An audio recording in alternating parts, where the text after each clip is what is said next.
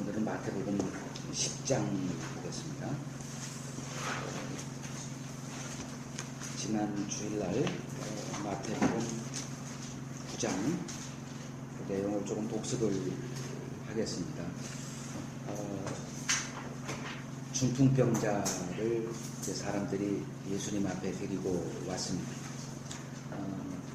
그 지붕을 뜯어내고 줄을 매다가 이제 예수님에게로 내려 보내는 그때 예수님께서 그들의 믿음을 보셨다.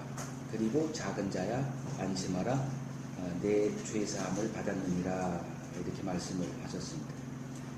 믿음이란 우리의 그 행위, 열심, 정성 이렇게 나타나는 것이 아니고 하나님께서 그를 그리스도에게로 이끌어 보내시는 그 하나님이 그에게 주신 그 믿음을 보시고 이렇게 해석을 해야 된다고 말씀드렸고요. 병을 고침 받으러 예수님께 나온 그에게 예수님은 죄사함을 받았다. 그들의 관심을 죄의 문제로 전환을 시키셨습니다. 이것을 보면서 죄 문제가 아닌 세상 현실의 문제를 갖고 예수님께 나온다는 것은 언약과 무관한 불법을 행하는 일이다. 분명히 말씀을 드렸습니다. 그렇다면 오늘날 그 현실의 문제를 갖고 예수님을 찾고 있는 현대 교회는 딱 한마디로 정의를 내린다 하면 하나님의 언약과 상관없는 종교의 길을 걷고 있는 그 형국이다, 이렇게 결론을 내릴 수밖에 없습니다. 세리 마태를 부르시는 내용을 살폈습니다. 그 모습을 보고 바리새인들이 너희 선생은 어찌 세리와 죄인들과 잡수시느냐라고 시비를 걸어왔습니다. 그때 예수님이 의사를 필요로 하는 자는 건강한 자인가 병든 자인가 라는 질문을 하시면서 너희는 가서 내가 긍휼을 원하고 제사를 원하지 아니하노라 하신 뜻이 무엇인가를 다시 배우라고 말씀을 하셨습니다. 그리고 나는 의인을 부르러 온 것이 아니요 죄인을 부르러 왔다. 율법을 통해서 하나님의 긍휼을 배웠어야 하는데 자기 의를 쌓는 일에 관심을 가졌던 그들은 결국은 죄인을 부르러 오신 예수님을 만날 수가 없었습니다. 이건 역시 오늘날 그 행함에 덫에 빠져 있는 한국 교회를 책망하는 내용, 동일한 내용을 우리가 살폈고요. 금식에 대한 문제를 보았습니다. 세례 요한의 제자들이 그 예수님에게 나와서 어찌해서 우리들은 금식하는데 당신과 제자들은 금식을 하지 않느냐. 그때 예수님이 신랑과 함께 있을 동안에 슬퍼할 수 있느냐? 그러나 신랑을 빼앗길 날이 이를 텐데 그때는 금식해야 된다라고 예수님께서 말씀을 하셨습니다. 왜 금식을 안 하느냐? 즉 금식이 종교 행위로 자리 잡고 있었다는 거죠. 그 바리새인들은 일주일에 2번씩 금식을 하면서 자신들의 의를 드러내는 일에 힘썼습니다. 그들이 예수님에게 왜 금식하지 않느냐라는 것은 당연한 그들의 상식이었습니다. 그때 예수님이 신랑과 함께 있을 동안에 슬퍼할 수 있느냐 이렇게 말씀하시면서 예수님 자신이 그 금식의 주체라는 사실을 암시를 하셨습니다. 구약에서도 이사야서 58장 6절을 보게 되면 하나님이 기뻐하는 금식이란 흉악의 결박에서 풀어주고 그 압제에서 해방시켜주는 것으로 말합니다. 그 일을 누가 하셨냐? 바로 예수 그리스도께서 이 땅에 오셔서 자기 피로 우리들의 죄로부터의 결박을 풀어주는 그 일을 하신 분이 그리스도시죠. 결국은 그리스도의 삶 자체가 철저한 금식의 삶이었다는 겁니다. 그 예수님 안에서 어떻게 금식을 할 수가 있느냐? 예수님이 말씀하셨고 신랑을 뺏길 날이 있다면 그때 너희들이 금식하라. 그리스도와의 관계 속에서 혹시나 그리스도와의 관계가 끊어져 있다면 그때는 금식하라. 이렇게 말씀을 하셨습니다. 이제 그러한 자들, 지금 죄인을 만나서 그들을 죄로부터 그 결박에서 풀어주고 있는 그 죄사함의 그 기쁨을 누리고 있는데 왜 금식을 하지 않고 있느냐라고 하는 자들에게 예수님이 새 술은 옛 부대에 담을 수가 없고 새 부대에 담아진다, 이 말씀을 하신 거죠. 그래서 새 술은 예수님이 말씀하신 새 포도주는 하나님의 언약 혹은 하나님의 은혜 이렇게 말할 수가 있고요. 그 하나님의 언약을 옛 부대, 즉 행위로 의롭다 함으로 얻을 수 있다라고 생각했던 그 유대주의가 담을 수가 없는 거죠. 밀어낼 수밖에 없었던 거고요. 그래서 새 술은 새 부대라야만 담을 수 있다. 그래서 새 부대는 자기 들보를 보고 있는 사람들, 이 사람들을 새 부대다 이렇게 말했습니다. 그렇다면 이것도 역시 오늘날 행위의 그 터 위에 집을 짓고 있는 현대교회를 정죄하는 내용이다 이렇게 말씀을 드렸습니다. 그리고 18절에서 31절을 보면 예수님에게 나오는 사람들을 이렇게 기록을 해놓고 있습니다. 회당장이 예수님께 나오고요. 그는 바리새인에 속한 자이기 때문에 예수에게 나올 수 없는 자였습니다. 근데 그가 예수에게 나오게 된 것이 무슨 일이었던가? 그리고 한 여인, 혈루증으로 12년 동안 고생했던 한 여인, 그 여자가 예수님에게 나올 수밖에 없었던 이유가 무엇이었나? 그리고 두 맹인, 그들이 예수를 향해서 우리를 불쌍히 여겨달라고 할 수밖에 없었던 이유가 다 무엇이었는가? 보면서 이것이 지금 이 땅에서 하나님이 하고 계시는 일이다 이렇게 말씀을 드렸습니다. 그리고 마지막으로 35절에서 38절 이제 예수님에게 이제 병을 고침 받고 또 귀신에서 이렇게 자유함을 얻는 그 사람들, 예수님이 그들을 보시고 불쌍히 여기셨다. 그 이유가 목자가 없기 때문에 목자 없는 양과 같이 고생하며 기진했다. 그것이 예수님께서 그들을 보시고 불쌍히 여기셨다. 그리고 예수님이 제자들에게 추수할 것은 많되 일꾼이 적다. 추수하는 주인에게 청하여 추수할 일꾼들을 보내달라. 이렇게 기도하라. 요구를 했습니다. 그래서 추수할 일꾼이란 누구를 말하는가? 그것이 이제 오늘 10장에서 연결이 되기 때문에 복수는 여기까지만 하고요. 10장 내용을 살펴보도록 하겠습니다.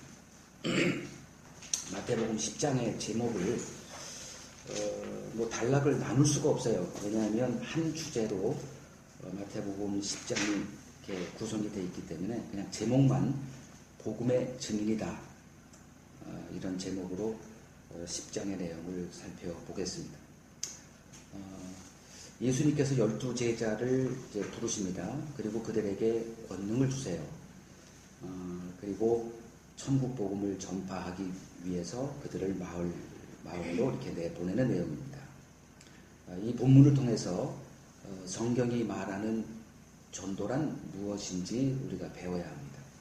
그리고 증인으로 부름받은 신자의 삶이란 어떤 삶을 말하는가 우리가 볼 수가 있습니다. 이 두 가지를 오늘 아주 분명하게 예수님의 말씀 안에서 찾아볼 수 있을 것입니다. 1절을 한번 보죠. 예수께서 그의 12제자를 부르사 더러운 귀신을 쫓아내며 모든 병과 모든 약한 것을 고치는 권능을 주시니라. 예수님이 12제자에게 이러한 권능을 주셨다는 겁니다. 귀신을 쫓아내며 또 모든 병 그리고 모든 약한 것을 고치는 권능, 분명하게 이렇게 설명을 해놨어요. 오늘날 기독교는 신사도 운동이라고 하는 영향권 아래에 놓여 있습니다. 좀 관심 있게 신앙생활을 하시는 분들은 신사도 운동이란 무엇인지를 알고 있을 거예요. 그거 전혀 관계없이 교회만 다니는 사람들은 신사도 운동이 뭐야 이렇게 의아해하는 분들도 있을 것이고요. 지금 시간이 없어서 신사도 운동에 대해서 포괄적으로 설명은 할 수가 없고요. 그 신사도 운동의 그 거짓됨을 분별하지 못하고 이를 추종하고 있는 현대 교회가 추구하고 있는 것이 바로 이 권능입니다. 오늘날 이제 기독교 내에 하나님의 음성, 그리고 하나님을 경험하는 삶, 성령 운동, 그리고 내적 치유, 이런 용어가 친숙한 기독교 용어로 자리 잡고 있습니다. 이것이 신사도 운동이라는 것이 기독교 내에 얼마나 광범위하고 그리고 깊숙이 뿌리를 내리고 있는지를 알 수 있는 증거물이라 할 수 있습니다. 그 신사도 운동이 주장하고 있는 것은 이 세상을 그리스도의 나라로 만드는 일에 이제 교회가 가장 필요로 한 것이 바로 이러한 권능이라는 거죠. 그래서 초대교회 때 사도들에게서 나타났던 그 권능이 마지막 때에 하나님께서 교회에 더 강한 능력으로 교회에 그 은사, 그런 권능을 부어주신다라고 주장들을 하고 있습니다. 그들이 그 권능을 요구하는 것은 이러한 권능을 갖고 있는 교회로 세상이 굴복하고 또 몰려들 것이라고 하는 것을 기대하기 때문입니다. 문제는 뭐냐면 세상을 교회로 불러서 그 신자와 함께 있는 것 때문에 교회와 세상의 구별이 완전히 불가능해졌다는 것입니다. 이들은 교회가 이러한 권능을 갖고 있다면, 그리고 사람들에게 그 권능을 보이기만 한다면 교회는 부흥할 것이다. 그리고 이 세상은 점점 그리스도의 나라로 이렇게 변해갈 것이다 라고 얘기를 하는데, 22절을 한번 보세요. 지금 이 권능을 받은 이 제자들이 실상은 어떤 그 삶의 현실을 겪게 될 것인가. 22절을 보면 너희가 내 이름으로 말미암아, 이들에게 지금 권능을 주신 겁니다. 모든 사람에게 존경과 환영과 열렬한 접대를 받을 것이 아니라 모든 사람들에게 미움을 받게 될 것이라고 예수님이 분명히 말씀했습니다. 이들이 말하는 권능과 예수님이 제자들에게 여기서 부어주시는 권능은 전혀 상관이 없다는 것을 우리가 좀 짐작해 봐야 됩니다. 그냥 권능이고 사람들은 예수님을 고쳤으니까 우리도 고쳐야 돼. 조용기 목사 같은 사람이 주장하는 그러한 식으로 성경을 봤다가는 그냥 종교 생활로 끝날 수밖에 없습니다.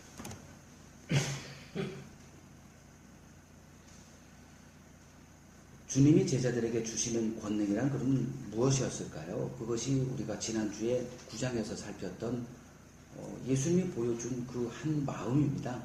목자가 없기 때문에 목자 없는 양과 같이 유리하며 기진하는, 노략질 당하는 그들을 보고 불쌍히 여기는 그 마음이 하나님께서 우리들에게 부어주시는 권능입니다.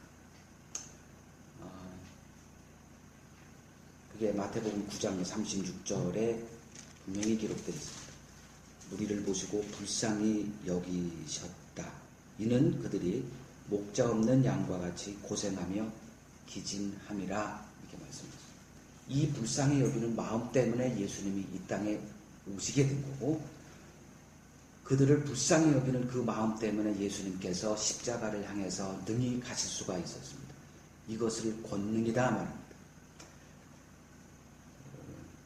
그러면 오늘날 목자 없는 양들을 보며 불쌍히 여기는 마음을 누가 갖고 있다면 그 사람이 바로 제자들에게 부어주신 그 권능을 받은 자라 우리가 말할 수가 있는 것입니다. 그 대표적인 예가 사도 바울로 우리가 볼 수가 있는데, 로마서 9장을 한번 보시죠. 로마서 9장 1절에서 3절을 보면 사도 바울이 이런 말을 기록해 놓고 있어요. 로마서 9장 1절에서 3절입니다. 내가 그리스도 안에서 참말을 하고 거짓말을 아니하노라. 나에게 큰 근심이 있는 것과 마음에 그치지 않는 고통이 있는 것을 내 양심이 성령 안에서 나와 더불어 증언하노니 나의 형제 곧 고륙의 친척을 위하여 내 자신이 저주를 받아 그리스도에게서 끊어질지라도 원하는 바로다. 지금 목자 없는 양과 같이 유리하며 기진하고 있는 동족들, 그러나 그들은 하나님을 섬긴다고 믿고 있습니다. 하나님의 말씀을 갖고 있어요. 그들을 보면서 사도 바울이 이러한 불쌍히 여기는 마음, 이것을 그치지 않는 고통, 큰 근심, 이렇게 표현을 했습니다. 이러한 마음을 가진 자가 그리스도인이다 하는 겁니다. 사도니까 그렇게 할 수 있지만 나는 아니야. 이렇게 말할 수가 없습니다. 왜냐하면 교회는 사도의 터 위에 있기 때문에 그렇습니다. 신자는 이 권능을 받은 자들입니다. 그래서 거짓 목자들에게 노략질 당하고 있는 양들을 보며 불쌍히 여기는 마음을 갖게 되는 것이고, 그들에게 거짓 목자의 실체와 그들이 전하는 거짓 복음의 실체를 폭로하는 일을 하게 되는 것입니다. 이것이 예수님과 사도들이 행한 일이었습니다. 그 결과 교권을 쥐고 있는 자들과의 충돌은 이제 불가피했고요. 그들로부터 배척을 당하는 삶을 살 수밖에 없었던 것입니다. 이것이 22절에서 말하는 너희가 내 이름으로 인해 모든 사람에게서 미움을 받을 것이라는 말씀의 뜻입니다. 전도는 천국에 속한 자들을 이 세상에서 불러내는 일입니다.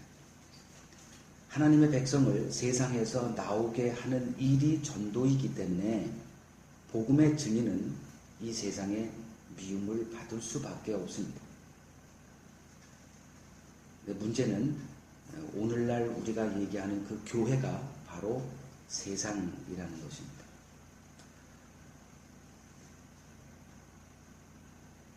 물론 현대 교회가 제 말을 용납할 것이라고는 전혀 생각도 않고 있지만, 그 세상이 돼버린 그 교회에서 하나님의 양들을 꺼내오는 그 일이 바로 전도라는 것입니다.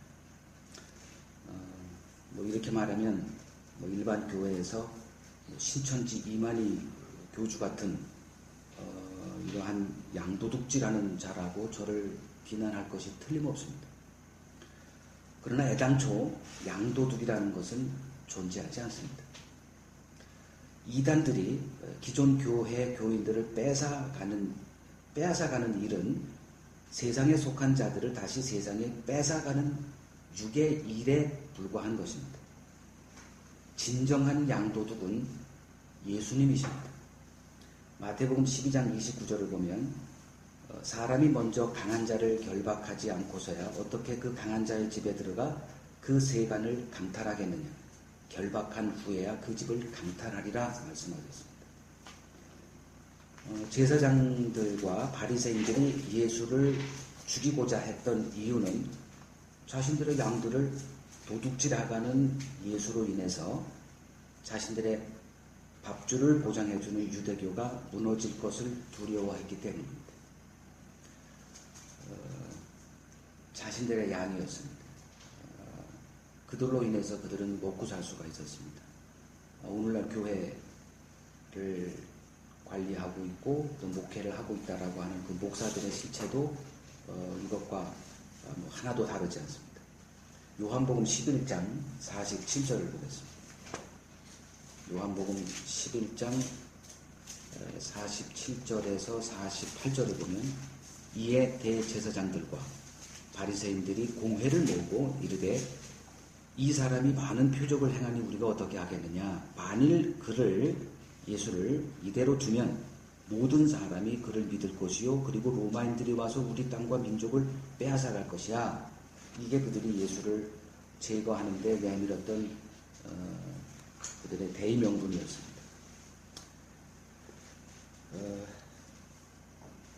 오늘날 기독교 수호에 목매어 있는 목사들을 이러한 사람들로 이렇게 평가할 수 있습니다. 목사는 단 하나로 존재하는 사람입니다. 로마서 1장 1절을 보시죠. 로마서 1장 1절을 보면 예수 그리스도의 종 바울은 사도로 부르심을 받아 하나님의 복음을 위하여 택정함을 입었다 분명히 선언합니다. 이 구절 하나만 있는 게 아니에요. 복음을 위해서 택정함을 입고 그 12제자 사도들이 있음에도 불구하고 하나님께서 이 사울이라는 사람을 특별히 사도로 불렀습니다. 사도가 중요한 게 아니고요. 목사가 중요한 게 아니고요. 복음이 중요합니다. 만약에 오늘날 기독교가 복음을 수호하고 있다면, 사도들이 증거한 그 복음을 담고 있다면 기독교를 위해서 목숨 거는 거 하나도 아깝지 않습니다. 그러나 오늘날 기독교가 사도들이 증거했던 그 복음이 아닌 다른 복음을 전하고 있다라는 것이 입증만 할 수 있다면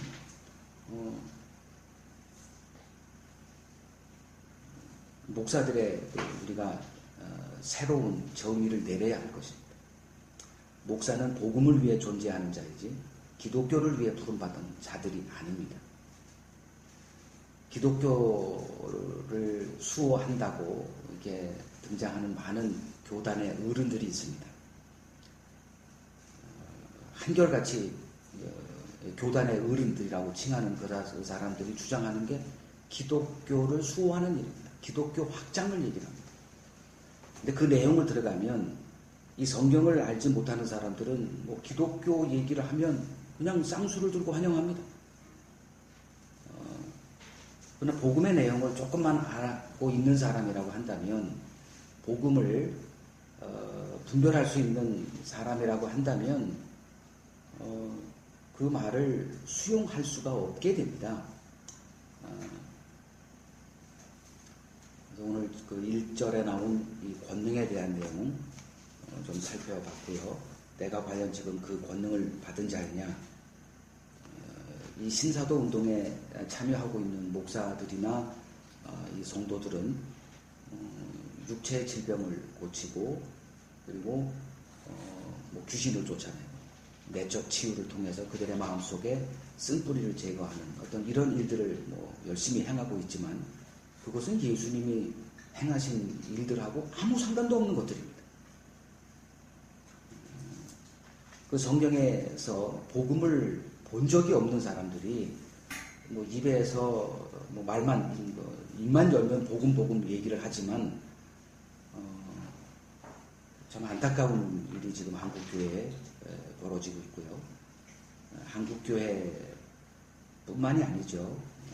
좀 눈을 돌려서 세계 교회를 한번 이렇게 볼 수 있는 기회가 있다면 뭐 금방 그런 현상이 눈에 들어올 겁니다. 2절부터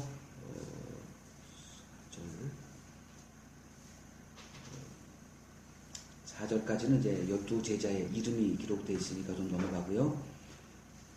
5절에서 6절을 보겠습니다. 예수께서 이 12를 내보내시며 명하여 이르시되 이방인의 길로도 가지 말고 사마리아인의 고을에도 들어가지 말고 오히려 이스라엘 집에 잃어버린 양에게로 가라. 이렇게 제자들에게 말씀을 하셨어요. 이스라엘 집에 잃은 양들이란 누구를 말하는 걸까요? 마태복음 9장에서 우리가 살펴봤던 새 포도주를 담을 수 없는 옛 부대로 존재하는 유대교 신앙 체제 안에 속해 있는 하나님의 양들을 의미합니다. 이스라엘 집에 잃어버린 양이란 새 포도주를 담을 수 없는 옛 부대, 유대교 신앙 체제 안에 속해 있는 하나님의 양들을 의미합니다. 전도의 대상은 하나님의 언약 밖에 있는 오늘날 기독교를 포함하고 있습니다.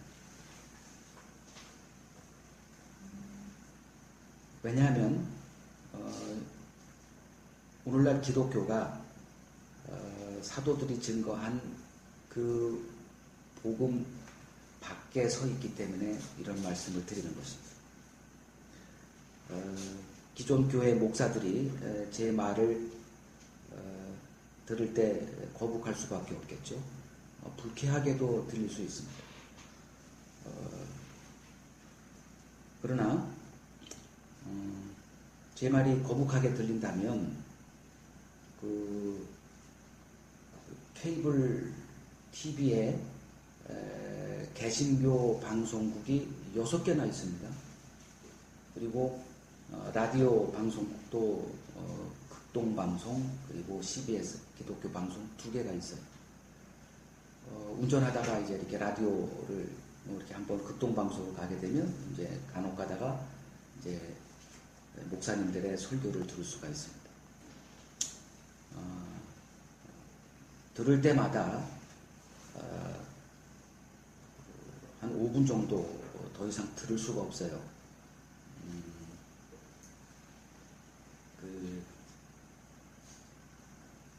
뭐 유선 방송이라든가 또 라디오 방송에서 선포되고 있는 그 목사들의 그 설교 가운데 복음을 단 한 번도 들은 적이 없습니다. 몹시 불쾌하고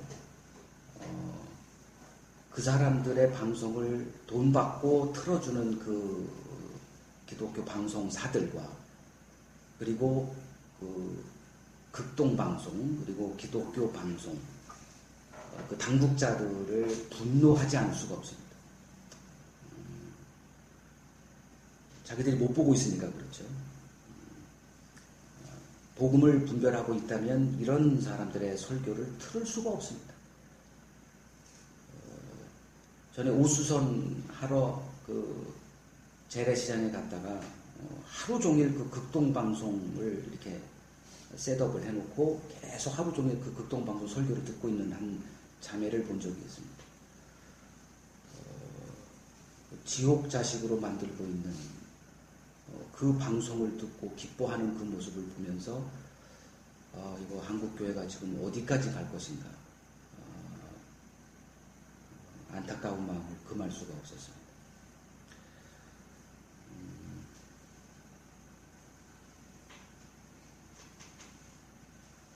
7절을 보겠습니다. 무슨 메시지를 전하라고 하셨나? 가면서 전파하여 말하되 천국이 가까이 왔다. 이 말을 전하라. 이렇게 말씀을 하셨습니다. 전도는 천국을 선포하며 하나님의 백성들을 그 세상에서 나올 것을 선포하는 일이 전도입니다. 천국을 선포하는 것이 전도인데 오늘날 교회가 말하는 천국은 성경이 증거하는 천국과 아무런 상관이 없는 기독교가 가공해낸 짝퉁 천국입니다.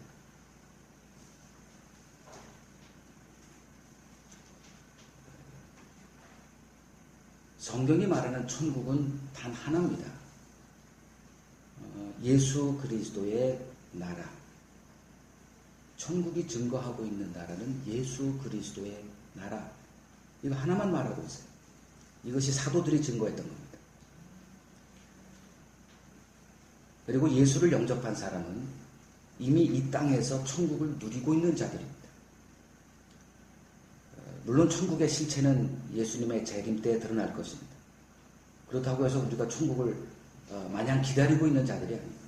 이미 그리스도의 안에서 우리는 이 땅에서 천국을 누리고 있는 자들입니다. 누가복음 17장 20절 그리고 21절을 보겠습니다.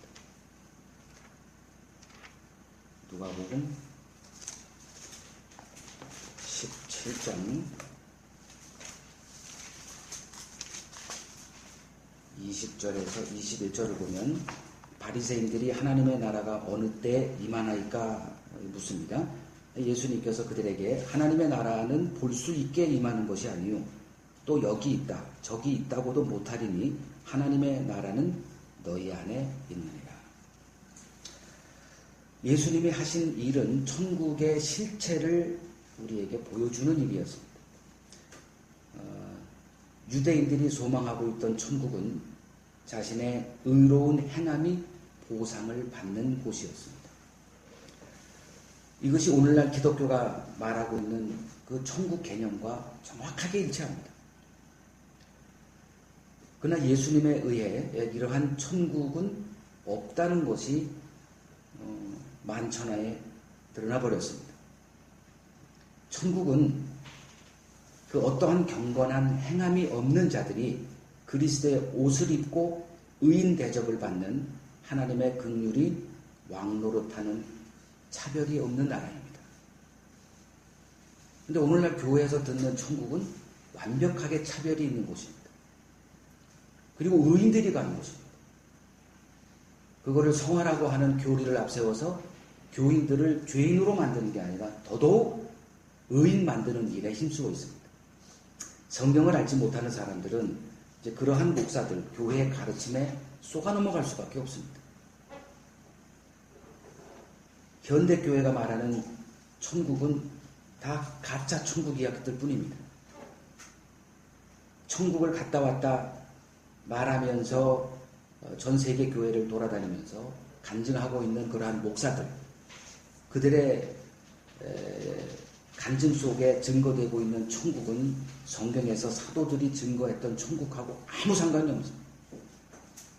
그런데 그 얘기를 듣고 두려워하면서 더 열심히 신앙생활 해야지, 더 많이 헌금을 해야지 노략질 당하고 있는 겁니다.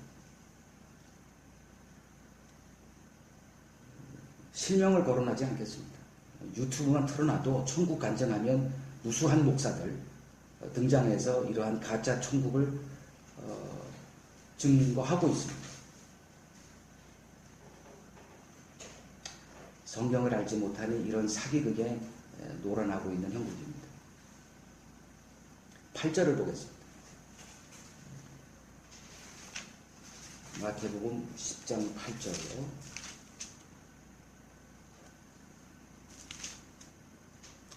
병든 자를 고치며 죽은 자를 살리며 나병 환자를 깨끗하게 하며 귀신을 쫓아내되 너희가 거저받았으니 거저주라, 이렇게 말합니다. 병든 자를 고치고 죽은 자를 살리는 일은 모두 죄인을 복음으로 구원하는 일을 말하는 것입니다.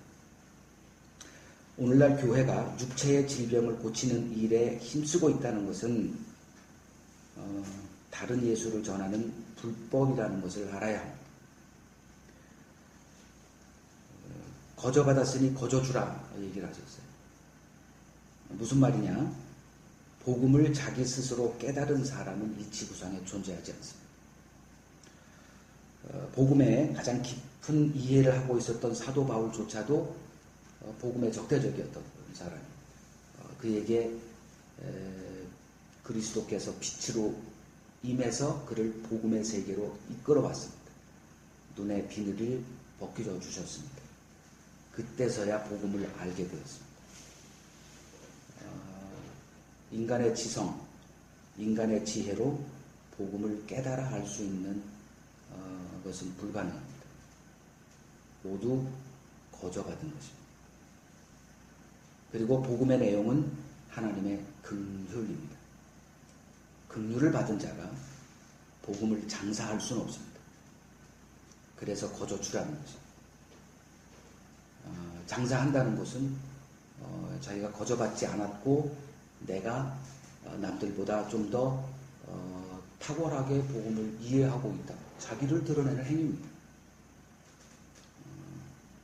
이것은 하나님의 진노를 쌓는 일이지 하나님께 칭찬받는 일이 아닙니다.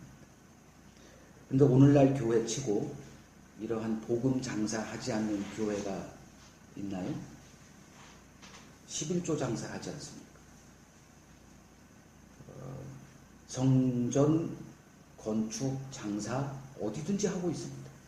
하나님께서 성전 건축을 기뻐하신다고 거짓말하고 있습니다. 천국을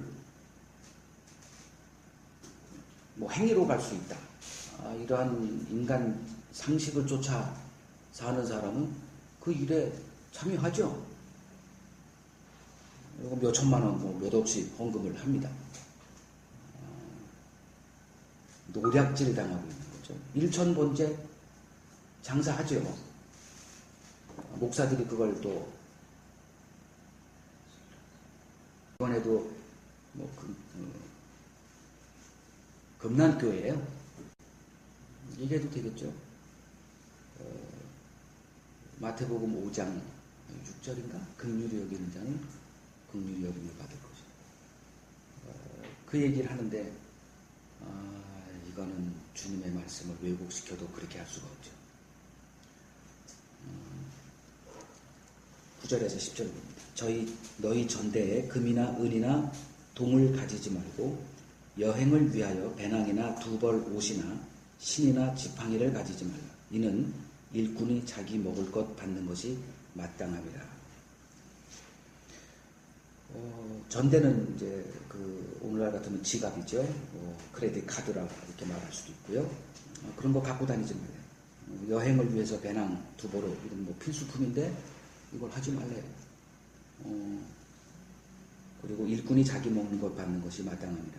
하나님이 책임져 주겠다는 얘기를 하신 거고요. 그러니까 한마디로 얘기하면 누가 봐도 저런 사람들에게 선포되는 메시지를 듣지 못하게끔 아주 그냥 주님께서 이렇게 작업을 하셨어요. 누가 그지 같은 이런 사람들의 메시지를 들을 수 있을까요? 제가 선교사로 나갔을 때 이제 교회에서 하는 얘기는 가난하게 살면 안 된다는 거예요. 너무 부자도 좀 그렇지만 그건 후원 못 해주니까. 그래도 그 사람들이 볼 때 그 복음을 전할 때 외모를 볼 거 아니냐. 그 차도 있어야 되고 좀 살만한 저택에서 살아야 되고 그리고 학벌도 좀 있어야 되고 그래야 먹힌다는 거예요. 이게 세상 상식입니다. 이게 세상 지혜예요. 그래서 이왕이면 부자 그리고 이 세상에서 출세한 사람, 학벌도 좋아야 됩니다.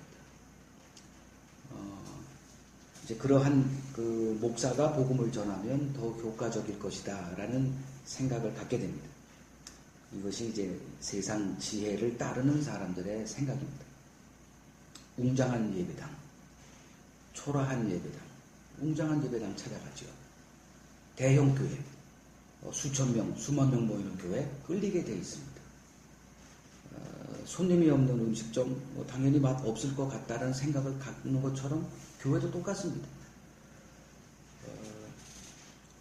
그리고 교회에 갔을 때 간증, 웬만한 교회 다 간증하죠. 그 간증 내용 보고 정합니다. 이런 것을 기준으로 교회로 몰려드는 사람들 다 가라지들입니다. 세계 최강대국이고 부국인 미국이 전한 복음이기 때문에 한국 사람들이 복음을 받아들였습니다. 그러면 그들이 받아들였던 그 복음은 어떤 내용이었을까요? 뻔하지 않습니까?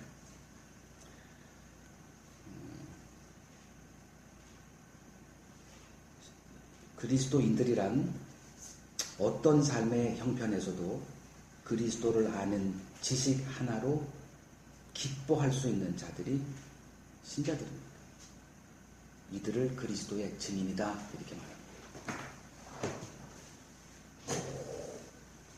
11절에서 13절을 보겠습니다. 어떤 성에나 마을에 들어가든지 그 중에 합당한 자를 찾아내어 너희가 떠나기까지 거기서 머물라. 또 그 집에 들어가면서 평안하기를 빌라. 그 집이 이에 합당하면 너희 빈 평안이 거기 임할 것이요 만일 합당하지 아니하면 그 평안이 너희에게 돌아올 것입니다. 일반 교회에서 전도대 훈련을 받은 사람이라면 이 내용에 대해서 여러 번 반복해서 들었던 내용일 것입니다. 여기서 말하는 합당한 자란 사도행전 16장 14절에서 등장하는 루디아와 같은 사람.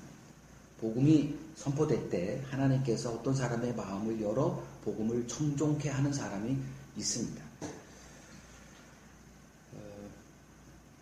그 집에 머물고 그에게 평안을 빌라 이렇게 얘기를 합니다. 평안은 이제 보통 전도대 훈련을 받고 이제 아파트를 가든지 이제 어떤 집에 들어갔을 때 그 집에 들어가야 됩니다. 그 들어가서 이제 복을 빌어주는 거죠. 여기서 말한 대로 평안하기를 빌라. 이거를 그 집에 복을 빌어주는 거. 큰 소리로 이제 기도를 합니다. 대충 호구조사 한 다음에 온 가족의 복을 다 빌어줍니다. 그러면 다 좋아할 것이라고 얘기합니다. 여기서 말하는 그 평안은 하나님과의 화평을 얻은 자에게 주어지는 복을 말하는 것입니다. 다시 말해서 그리스도의 복음을 전하라는 것입니다. 우리가 기도한다고 복이 임하지 않습니다.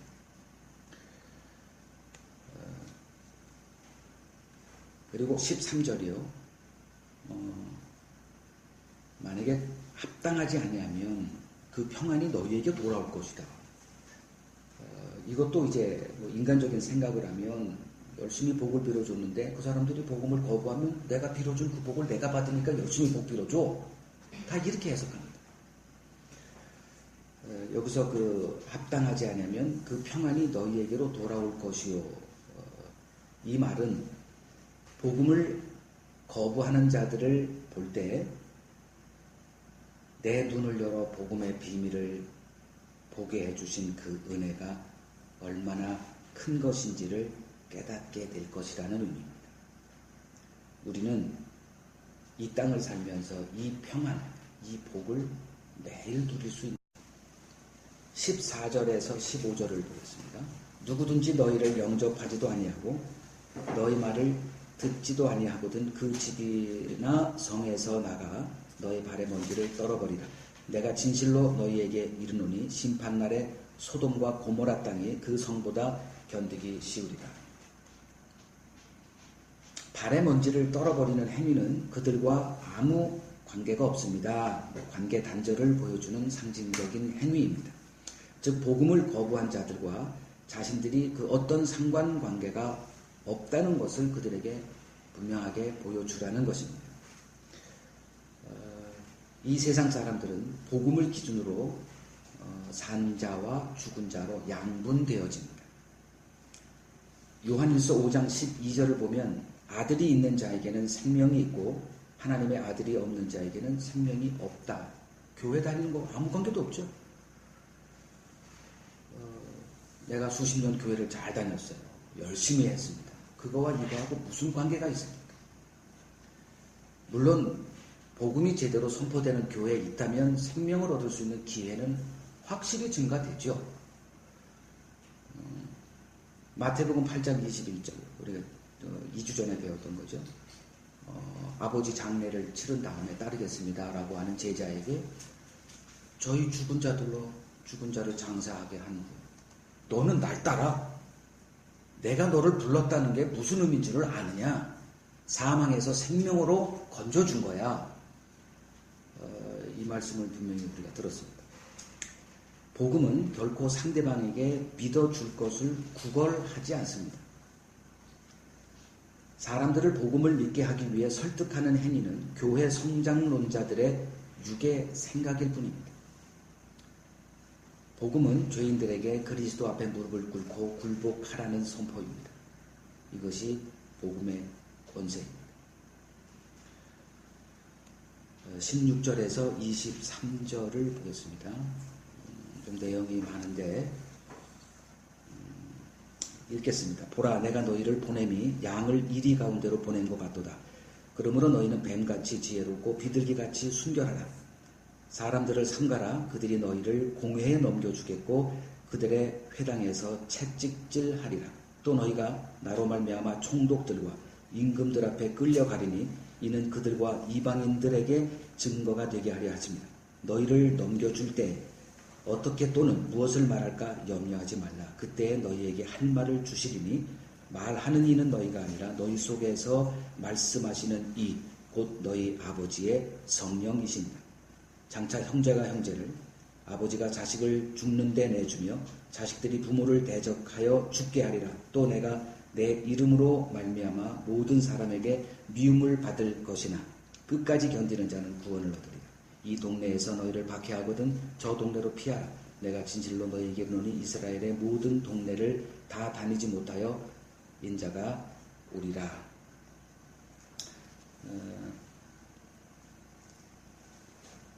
그 복음을 그 증거하는 자들과 세상과의 관계를 예수님께서 이렇게 설명을 하십니다. 16절에 양을 이리 가운데로 보냄과 같다. 양과 이리로 말씀을 하세요. 복음의 증인으로 세움받은 제자들이 앞으로 경험하게 될 삶의 현실은 회당으로 끌려가서 이단으로 정죄받고 채찍질 당하고 죽임까지 당하게 되는 현실이라는 것입니다. 여기서 회당은 이제 오늘날 표현하면 인간 조직으로 전락한 교회다 이렇게 말할 수 있습니다. 그게 17절에서 말하고 있죠. 그들이 너희를 공에 넘겨주고 그들의 회당에서 채찍질할 것이다 이렇게 말씀드렸습니다. 예수를 믿으면 이 세상에서 잘되고 가정이 행복해지는 현세의 복으로 연결되는 것이 아니라 세상에서 죽임을 당하는 삶이 복음의 증인으로 부름받은 신자들의 운명이라는 것입니다. 이걸 오늘날 교회가 인정하지 않고 이런 얘기를 성도들에게 알려주지도 않습니다. 계시록 6장을 보겠습니다. 계시록 6장 9절을 보겠습니다.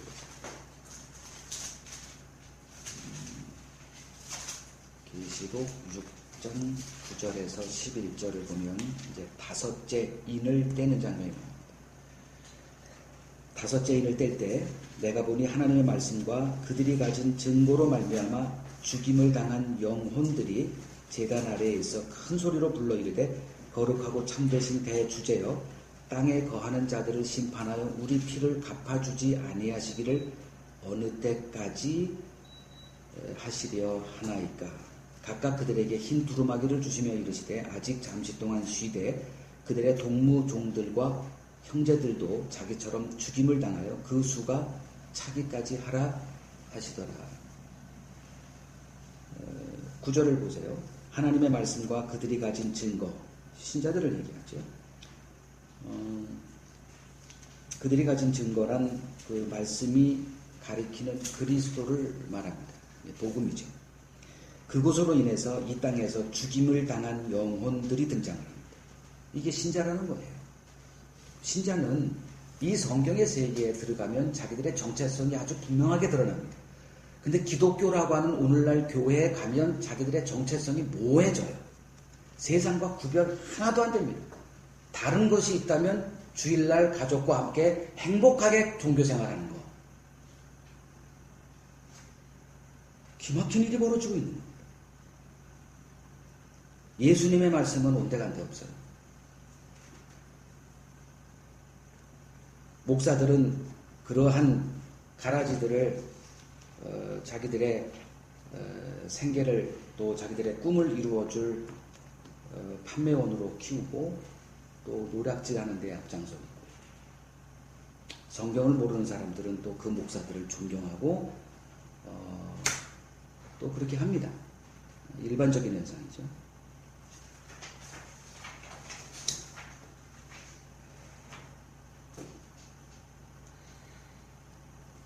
근데 하나님의 말씀과 그 증거를 가진 자들은 이 세상에서 죽임을 당하는 자들로 성경은 분명하게 얘기합니다. 마태복음에서 예수님도 지금 그렇게 얘기하고 있고요. 요한계시록에서도 그렇고 사도 바울이 그 많은 교회들에 보낸 서신에서도 신자들은 이 땅에서 죽임을 당하는 자들로 기록되어 있습니다. 그래서 예수님께서 그들에게 뱀같이 지혜롭고 비둘기같이 순결하라 이렇게 16절에서 말씀을 하고 계십니다. 뱀같이 지혜로워라. 그리고 비둘기같이 순결하라. 참 많이 들은 얘기죠. 여기서 뭐 뱀이나 비둘기는 거기로 이렇게 들어가서 할 이유는 하나도 없고 지혜와 순결 이것만 해석하면 됩니다. 그러면 그 이 땅에서 복음으로 인해서 죽임을 당할 신자들의 그 삶,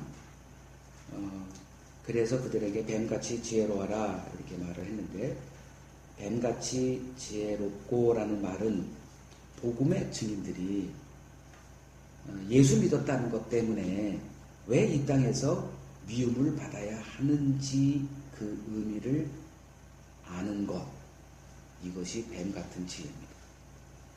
그래서 야고보서 1장을 보세요. 2절에서 5절을 보면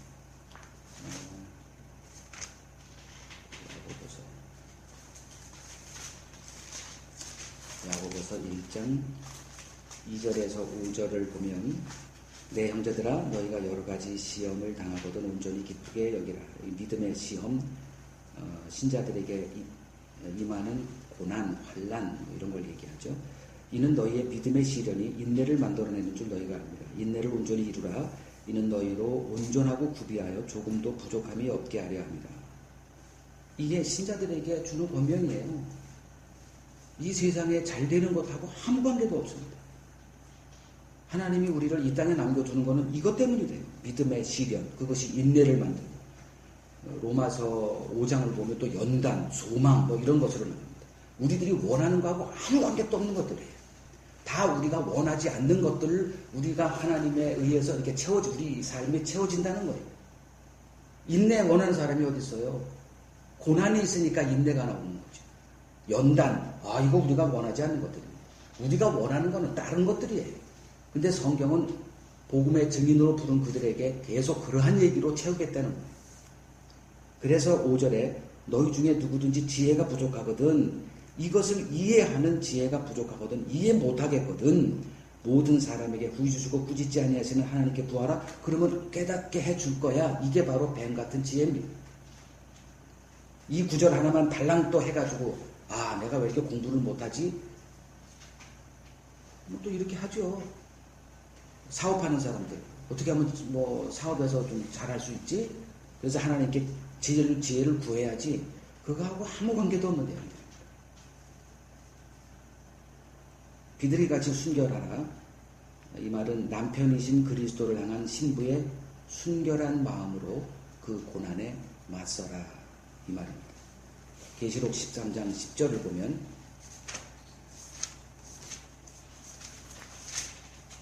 계시록 13장 10절, 사로잡힐 자는 사로잡혀 갈 것이요 칼에 죽을 자는 마땅히 칼에 죽을 것이니, 그리고선 이 말이 누구를 향한 것이냐? 성도들의 인내와 믿음이 여기 있느니라. 분명하게 이 일이 바로 성도들에 해당되는 것임을 말해주고 있습니다. 이게 비둘기같이 순결하라 주님의 말씀의 뜻입니다. 19절에서 20절, 너희를 넘겨줄 때 어떻게 또는 무엇을 말할까 염려하지 말라. 그때 너희에게 할 말을 주시리니 말하는 이는 너희가 아니라 너희 속에서 말씀하시는 이 곧 너희 아버지의 성령이라. 이렇게 말씀합니다. 복음의 증인 역할을 감당할 수 있도록 성령께서 너희를 붙들어 주실 거야 이 말씀이십니다. 십자가 앞에서 제자들 모두 자기 목숨 구해야겠다고 도망갔던 자들입니다. 그러나 이들에게 성령이 임한 후 이들은 그리스도, 복음을 증거하기 위해서 자기 생명을 내놓는 자들로 바뀌어버립니다. 그렇다면은 이제 성령을 부어주시는 이유가 뭘까? 여러 가지 이제 죄를 깨닫게 하고 우리의 들보를 보게 하는 것도 있고요. 복음의 증인과 관련돼서 성령을 부어주신 이유는 딱 하나입니다. 손익 계산할 수 있는 우리들의 본성을 무력화시키는 겁니다. 계산하지 못하게 만들어 놓으세요. 계산하면 복음을 전하지 못하죠. 이 복음이 빛이기 때문에 사람의 그거 들보를 드러내는 겁니다. 기분 나빠요. 대인관계 생각하게 돼 있습니다. 저 사람하고의 그 인맥 생각하느라고 이 복음 전하지 못하게 돼 있어요. 그래서 이 계산을 무력화시키기 위해서 성령을 부어줌으로써 사람을 안 봅니다. 그래서 하나님을 기쁘게 하는 그 도구로 세우기 위해서 성령을 부어주십니다.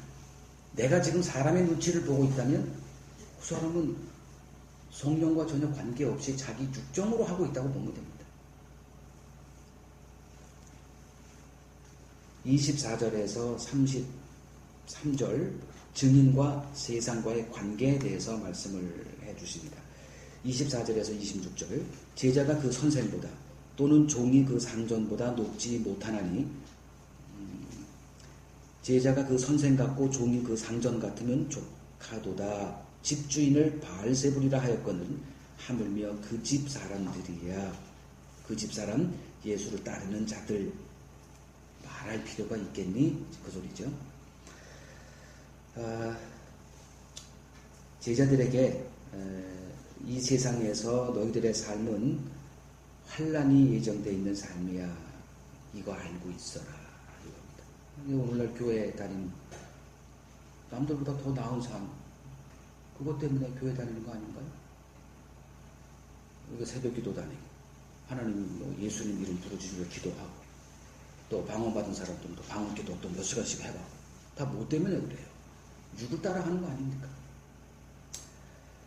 그들에게 하나님께서 환난으로 채워주시겠다는 거예요. 알고 있으라는 겁니다. 그래서 26절에 감추인 것이 드러나지 않을 것이 없고 숨은 것이 알려지지 않을 것이 없으리라.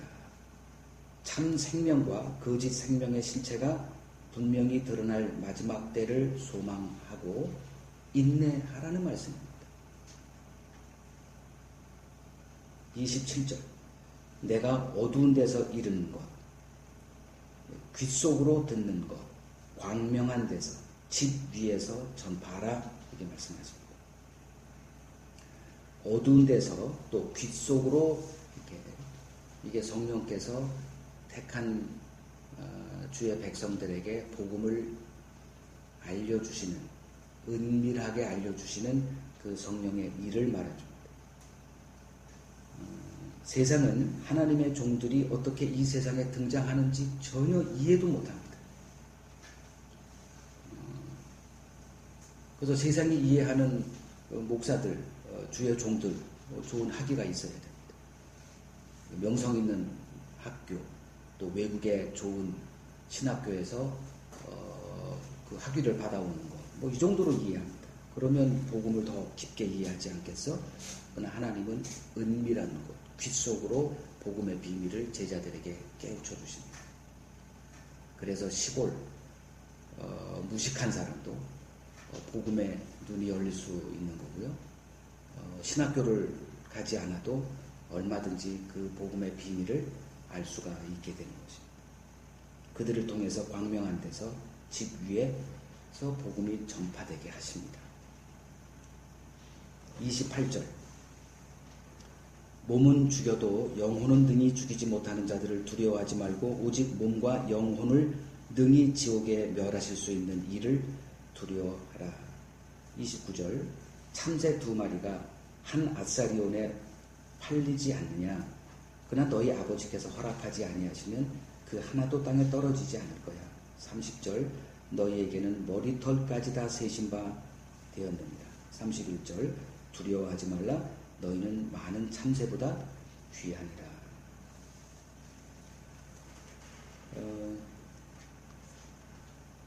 지금 이 문맥은 증인과 세상과의 관계 속에서 이 말씀이 지금 선포되고 있는 겁니다. 이 세상에서 미움을 받고 배척을 받고 죽임을 당할 자들을 향해서 지금 계속 이 말을 하고 있는 거예요. 참새 2마리가 한 아사리온에 팔리는 것 아니냐. 그러나 너희 아버지께서 허락하지 아니하시면 그 하나도 땅에 떨어지지 않는 거야. 누구를 향한 얘기일까요? 너희에게는 머리털까지 다 세신 바 되었다. 너희는 많은 참새보다 귀한 자들이야. 자, 이 말을 정리해 보겠습니다. 이 세상에 벌어지는 모든 일은 하나님의 주관하에 놓여 있다. 증인들이 이 세상에서 죽임을 당하는 일 역시 하나님의 계획하에 되어지는 일이다. 이 말씀을 하고 계십니다. 내가 살고자 한다고 사라지는 것이 아니고 내가 죽고자 한다고 죽는 것이 아니라는 말씀입니다. 사도 바울도 나 예루살렘에 가서 죽기로 작정했다. 하나님은 살려주세요. 그리고 그에게 주어진 그 역할을 다 할 때까지 살려주십니다. 또 아무리 내가 살겠다고 발버둥 쳐도 야고보 같은 사람은 뭐 아무것도 한 것도 없어요. 근데도 숨겨도 죽어버립니다. 우리의 가치는 내 그릇에 담겨있는 복음의 가치와 일치합니다. 하나님이 복음을 얼마나 귀하게 여기시는지를 알고 있다면 복음의 증인으로 부름받은 우리의 가치가 얼마나 위대한 것인지도 알 수 있을 것입니다. 복음 증인의 역할을 끝날 때가 우리가 이 세상을 떠날 때입니다. 계시록 11장 7절을 보면 그들이 증언을 마칠 때 무적행으로부터 올라온 짐승이 그들과 더불어 전쟁을 일으켜 그들을 이기고 그들을 죽일 것이다. 이렇게 말합니다. 우리의 이 땅에서의 역할은 복음 증인의 역할 단 하나입니다. 그 역할이 끝날 때 우리가 이 세상을 떠난 날입니다.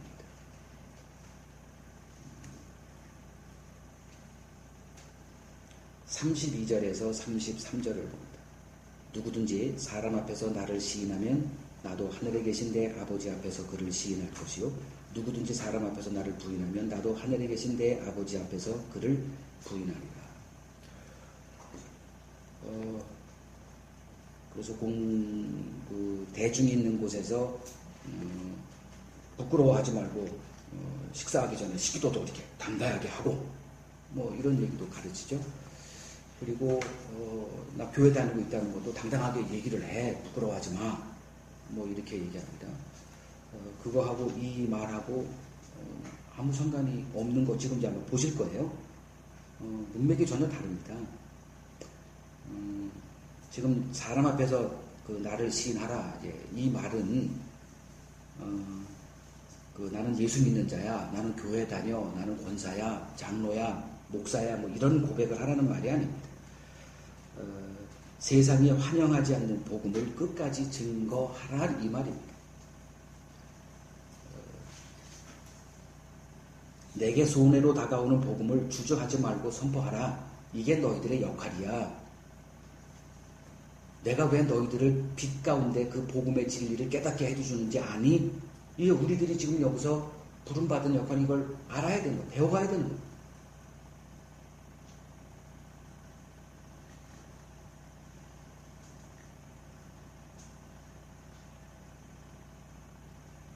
(34절에서) (39절)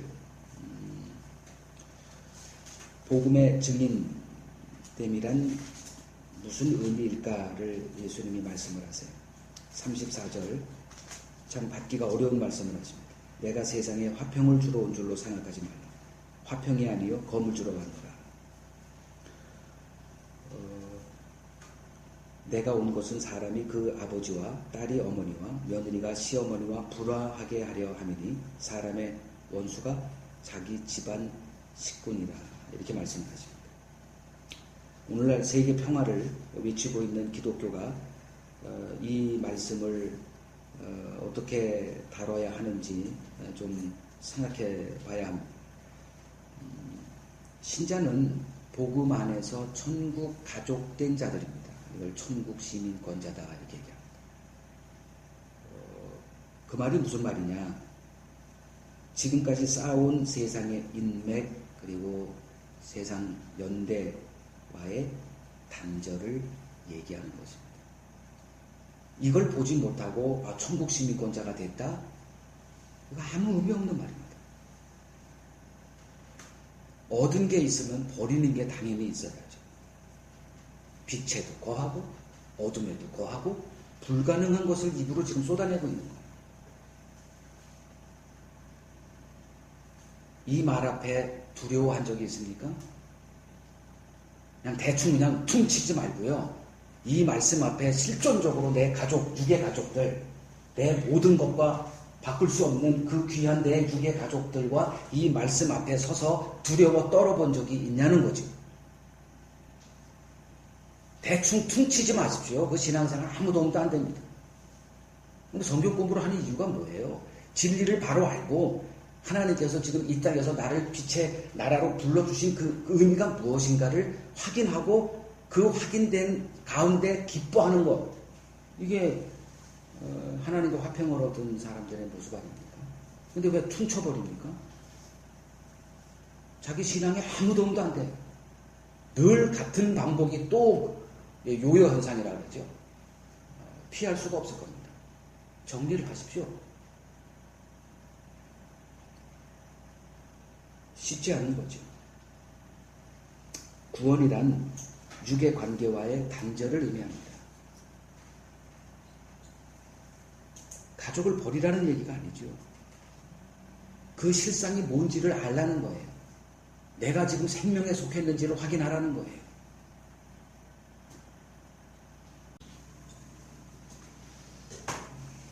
34절이죠. 37절을 보겠습니다.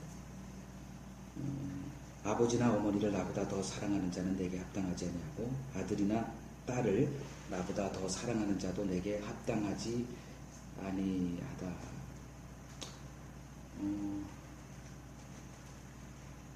자기 십자가를 지고 나를 따르지 않는 자도 제자가 될 수가 없다. 이렇게 말씀합니다. 이 복음의 세계는 흐리멍텅하지가 않습니다. 그리스도를 알았다라고 하면 이 잣대로 들이대라는 거예요. 그만큼 복음은 그 복음이 담고 있는 그 그리스도는 우리들에게 이렇게 선택을 이렇게 뭐 애매하게 요구하지 않아요. 그냥 뭐 이렇게 우리가 윷놀이 할 때 뭐 아니면 도, 뭐 중간에 개, 걸 이런 게 없어요. 그냥 예수 아니면 아니야 이렇게 돼버립니다. 이걸 우리가 받아들이지가 못하죠. 걸려있는 게 너무 많지 않습니까? 이 세상에. 근데 이 복음이 우리에게 능력으로 이렇게 다가왔다는 게 뭐냐면 건져내는 거예요. 매여있는 이 세상에 나로 더불어 이렇게 있는 그 연결된 것들 싹 끄집어내서 빛의 나라로 이렇게 건져놔요. 이걸 학습으로 이런 말이 있구나. 이거하고는 아무 관계도 없는 거예요. 이건 설교할 수도 있죠. 근데 과연 내 삶에 이런 능력이 임했느냐? 이걸 성경을 통해서 확인하라는 겁니다.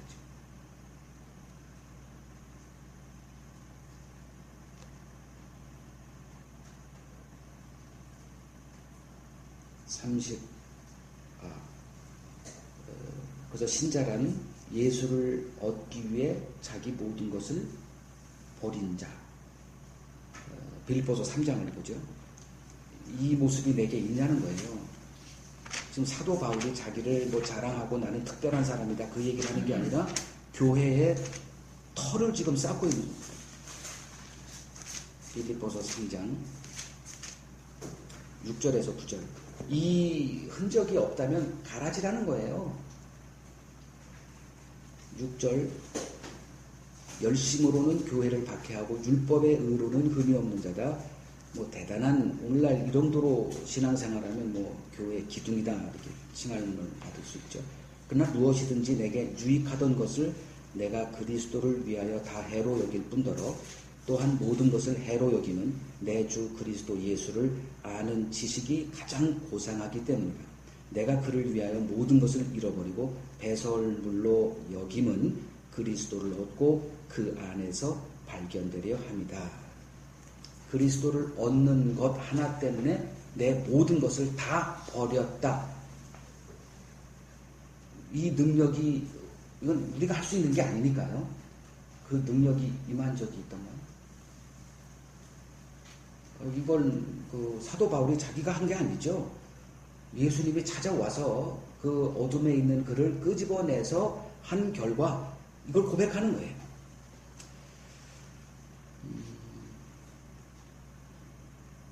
39절을 보죠. 10장 39절. 자기 목숨을 얻는 자는 잃을 것이요 나를 위하여 자기 목숨을 잃는 자는 얻으리라. 이거 얼마나 많이 우리 들었던 거예요?